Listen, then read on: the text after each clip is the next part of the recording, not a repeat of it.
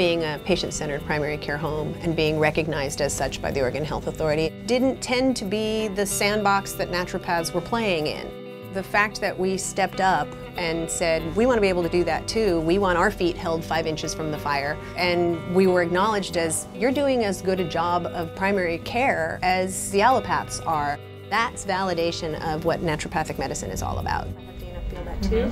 Feel the difference, it's really useful. There's a manual, essentially, it's available online, and it leads you through all of the primary care measures. There's a recognition that patients need to be assigned to somebody who follows them, who knows them, who gets to know them, and hopefully their families. For us, when we assigned our patients, we asked each care team to focus on a specific health-related issues. And then, thanks to the database that we use, we actually track clinical performance quality measures. If we are meeting those standards as a primary care home, it changes the landscape of what we teach here, it changes the landscape for the profession. Students are learning a certain degree of professionalism and of medical care that they would not learn elsewhere. It means that the education that we're providing to our students here could be the best anywhere in the country.